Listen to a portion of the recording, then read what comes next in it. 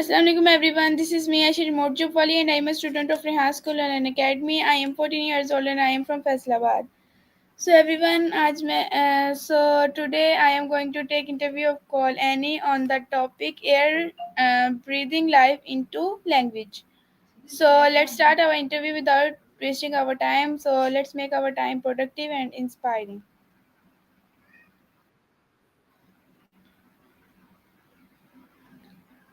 Assalamualaikum Annie. How are you?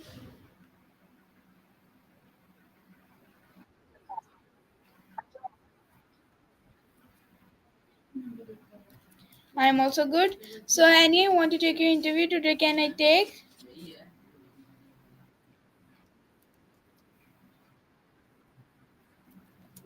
Okay, so Annie, first of all, I want to request you please introduce yourself so can our viewers know about you.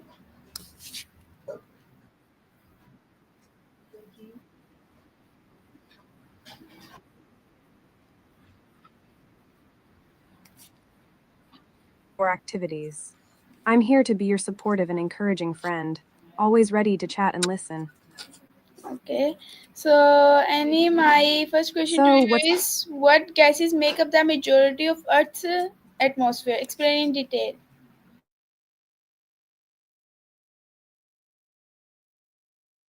the majority of Earth's atmosphere is made up of nitrogen, which accounts for about 78% of the atmosphere by volume. Oxygen is the second most prevalent gas, making up approximately 21%. Other gases like argon counts. The composition of Earth's atmosphere plays a crucial role in supporting life on our planet.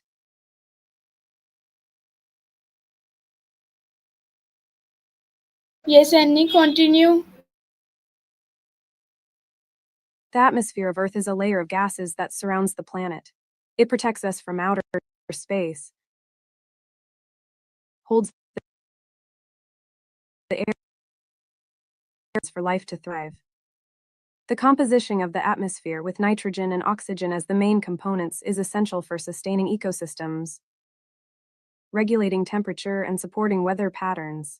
Understanding the gases that make up our atmosphere helps us appreciate the delicate balance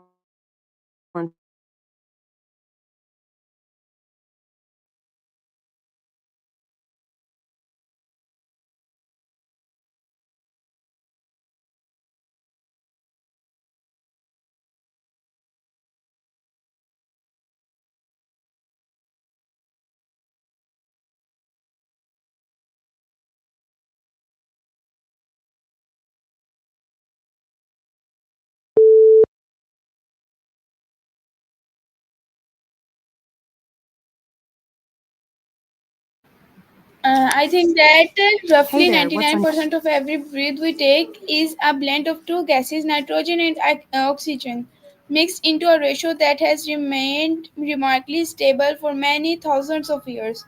About 78% is nitrogen, an element that is largely inert in its atmospheric form, yet indispensable as a reservoir that bacteria and lighting fix into the compound plants you can use. Oxygen accounts for about 21%. Its concentration is constantly adjusted by the push and pull of photosynthesis, respiration, combustion, and weathering.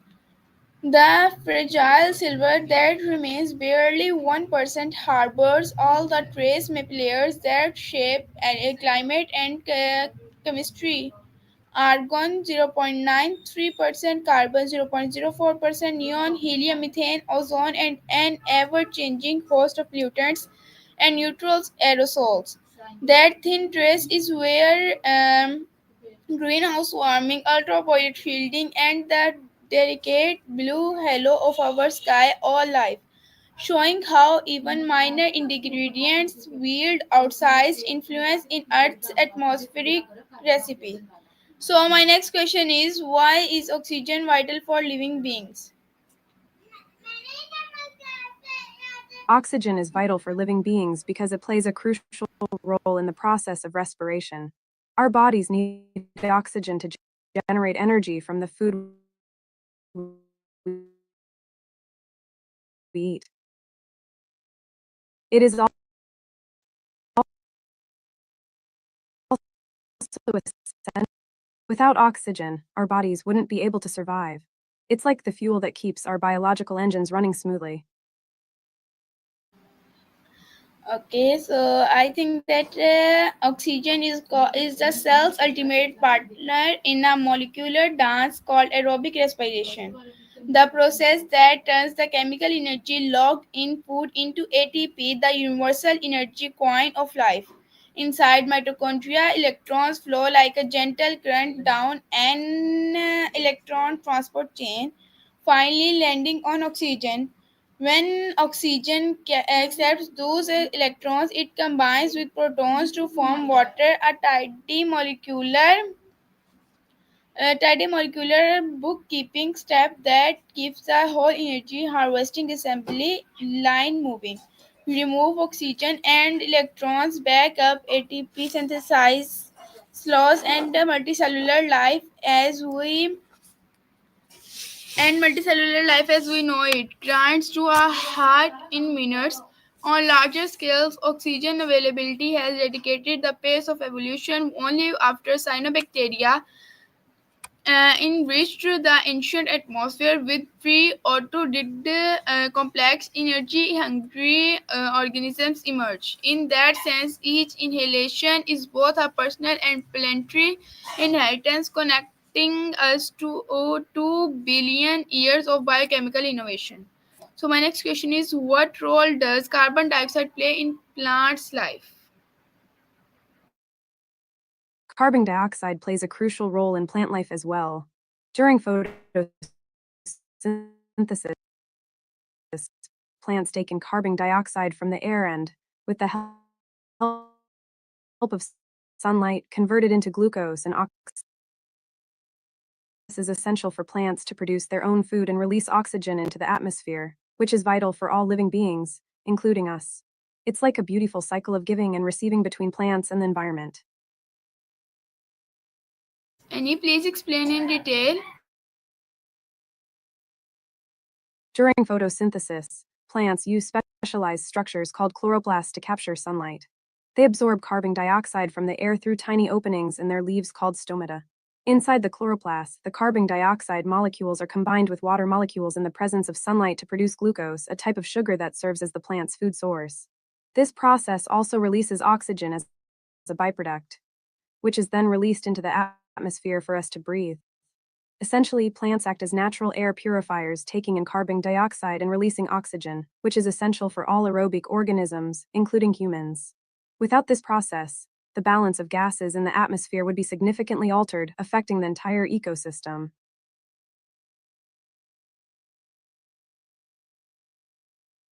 Yeah, yes, and you are right. And I also think that carbon dioxide is a plant's raw material for photosynthesis, the alchemy that turns light into living tissue. In the chloroplasts of leaves, enzymes gather carbon dioxide molecules like beads on a string, stitching them into glucose. That sugar is then shuffled through countless metabolic pathways to become cellulose for trunks, starch for seeds, and nectar to bribe pollinators. A single mature oak may absorb on the order of 10 to 20 kilograms of CO2 in a growing season, quietly sculpting the atmosphere every sunny day.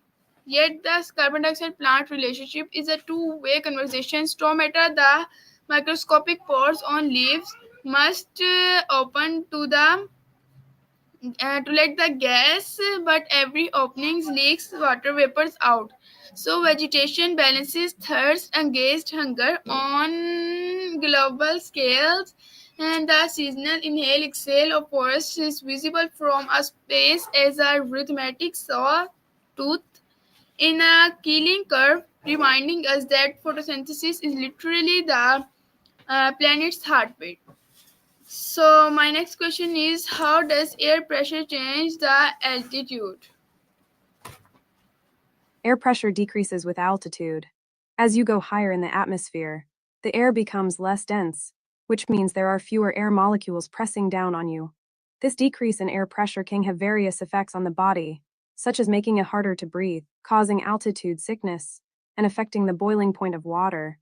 That's why climbers on high mountains need to acclimatize to the lower air pressure to avoid altitude-related issues. Yes, and you continue. When you're at higher altitudes where the air pressure is lower, your body has to work harder to take in oxygen because there are fewer oxygen molecules in each breath. This can lead to symptoms like shortness of breath, fatigue, and dizziness. It's important to acclimatize slowly when going to higher altitudes to give your body time to adjust to the changes in air pressure. So, if you're planning a high altitude adventure, make sure to take it slow and listen to your body.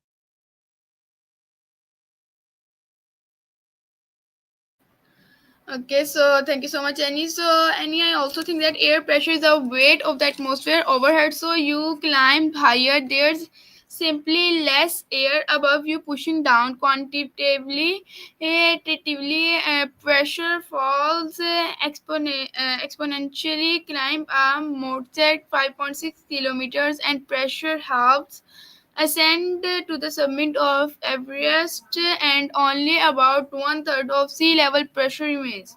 This drop dramatically reduces the number of oxygen molecules per lungful, which is why mountaineers acclimatize over weeks, widening blood vessels, boosting red blood cells counts, and even altering enzyme efficiencies. Aircraft cabins are pressurized to the equivalent of roughly 2,400 meters, so passengers can breathe comfortably while soaring at 10,000 meters outside. On the That's really pinning side, interesting. descend into a deep mine or sea trench, and pressure rises, compressing air into denser packages that can strain eardrums and engineering alike. Thus, pressure is a quiet but relentless sculptor of human psychology and technology across every vertical journey we undertake. So, my next question is, what instrument measures air pressure and how does it work?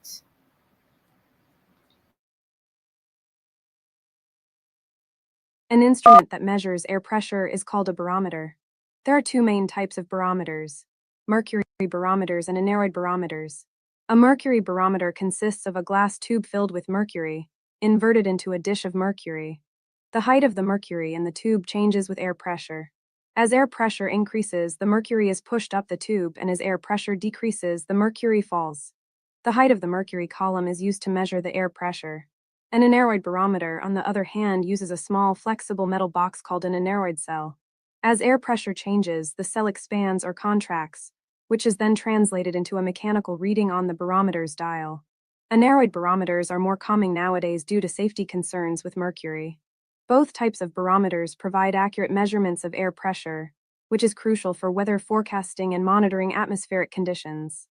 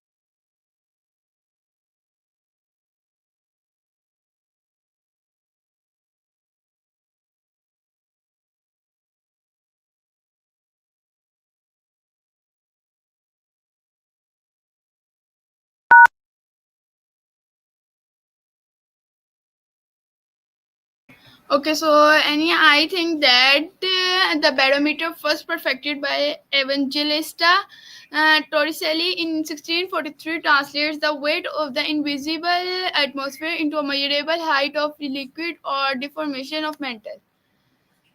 Torricelli's original design inverted a glass tube filled with the mercury into a dish. The column fell until the mercury's weight balanced atmospheric pressure, creating a vacuum at the top. Modern aneroid barometers use a flexible evacuated metal capsule. As external pressure changes, the capsule bulges or collapses, moving a needle across a dial.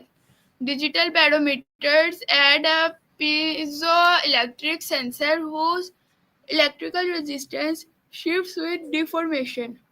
Weather forecasters track falling pressure as the harbinger of storms. Low pressure encourages rising cooling air and thus cloud formation, whereas steady readings often signal calm, clear skies.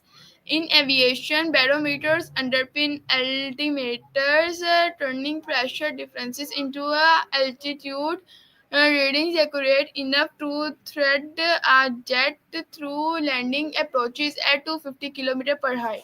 So my next question is, scientifically, what is wind? Explain in Wind very is the very movement of detail. air in the Earth's atmosphere. It is caused by the uneven heating of the Earth's surface by the sun, which creates temperature and pressure differences in the air. These differences in temperature and pressure cause air to move from areas of high pressure to areas of low pressure, creating wind. Wind can be gentle and soothing, like a light breeze on a summer day, or powerful and destructive, like a hurricane or tornado. It plays a crucial role in shaping weather patterns, dispersing seeds and pollen, and even generating renewable energy through wind turbines.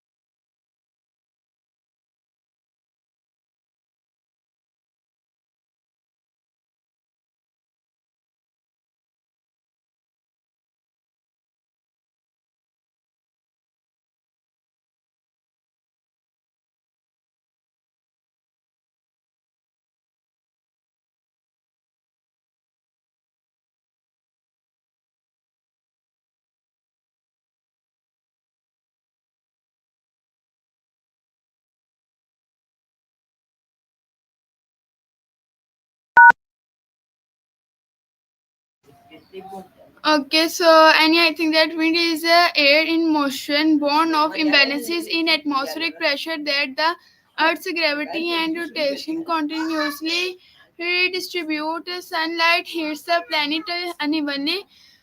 Think equator versus poles or land versus sea, creating pockets of warm, less dense air that rise and cooler, denser air that sinks. But the story gains nuance from the Coriolis effect, through which bends moving air to the right in the northern hemisphere and to the left in the southern, spiraling high pressure domes clockwise and low pressure system counterclockwise up north, reversed down south. Add friction from terrain, the daily rhythm of solar heating, sea breeze, land breeze cycles, and even the roughness of urban skylines. And you have a fluid choreography that powers weather systems, pollinates crops, fills sails, and via modern turbines spins electrons into the grid. So my next question is, what is the greenhouse effect and why is it double edged? The greenhouse effect is a natural process that warms the Earth's surface. It occurs when certain gases in the atmosphere trap heat from the sun, preventing it from escaping back into space. These gases, such as carbon dioxide and methane, act like a blanket around the Earth, allowing sunlight to enter and warm the surface but trapping some of the heat that would otherwise escape.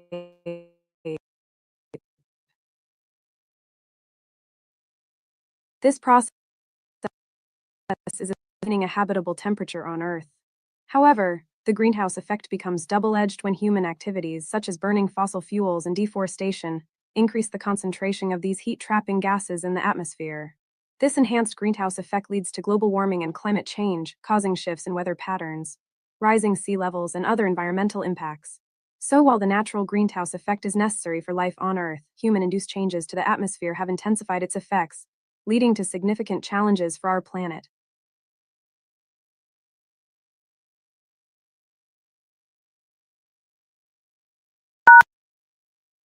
Annie, please explain it more. Sure, the greenhouse effect is like the Earth's natural heating system. When sunlight reaches the Earth, some of it is absorbed by the surface and warms it up. The Earth then radiates heat back into the atmosphere in the form of infrared radiation. Certain gases in the atmosphere, such as carbon dioxide, methane, and water vapor, are good at absorbing this infrared radiation. These gases trap some of the heat and re-radiate it back to the surface, keeping the Earth warm enough to support life. This process is what makes Earth's average temperature around 15 degrees Celsius, 59 degrees Fahrenheit, which is suitable for organisms. However, human activities like burning fossil fuels for energy and cutting down forests have increased the concentration of greenhouse gases in the atmosphere. This extra blanket of gases traps more heat, leading to global warming and climate change. The Earth's temperature is rising at a faster rate than it should naturally, causing disruptions to ecosystems, weather patterns, and sea levels. So, while the greenhouse effect is essential for keeping our planet warm enough to live on, human activities have intensified it to the point where it's causing significant environmental problems. It's crucial for us to reduce our greenhouse gas emissions and take steps to mitigate the effects of climate change for a sustainable future. Okay, so and I think that the greenhouse effect is an Earth's neutral thermal blanket. Greenhouse gases let sunlight in below, but slow the escape of infrared heat back to space, raising the surface temperature by an indispensable 33 degrees Celsius over what it would otherwise be. So my next question is, name one human activity and one neutral process that introduce aerosols into the air and discuss their impacts. Explain very detail. One human activity that introduces aerosols into the air is the burning of fossil fuels, such as coal, oil, and natural gas for energy production and transportation. When these fuels are burned, they release tiny particles and pollutants into the atmosphere, including sulfur dioxide, nitrogen oxides, and soot. These particles can act as aerosols, which are suspended solid or liquid particles in the air. The impacts of human-generated aerosols can be significant. They can contribute to air pollution, leading to respiratory issues and other health problems in humans. Aerosols can also affect visibility, creating haze and smog in urban areas. Additionally, some aerosols can interact with clouds and precipitation, influencing weather patterns and climate. On the other hand, a neutral process that introduces aerosols into the air is volcanic eruptions. When a volcano erupts, it releases ash, sulfur dioxide, and other particles into the atmosphere. These volcanic aerosols can have both short-term and long-term effects on the climate.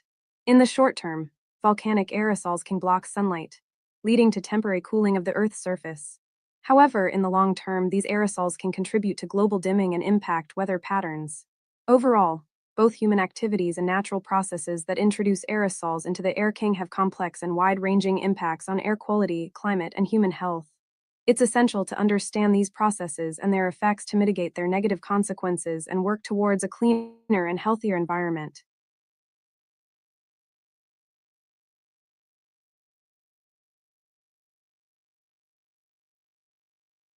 And yeah, I want to wind up our interview because our time has been done. I really enjoy a lot and learn many things from you today. So we'll meet soon on next interview, next topic. Until next time, we meet. Take care and laugh. Peace. It was great chatting with you. I'm glad you enjoyed our conversation. Take care, stay curious, and remember to always keep learning and exploring new things. Until next time, take care and lots of love and peace to you too.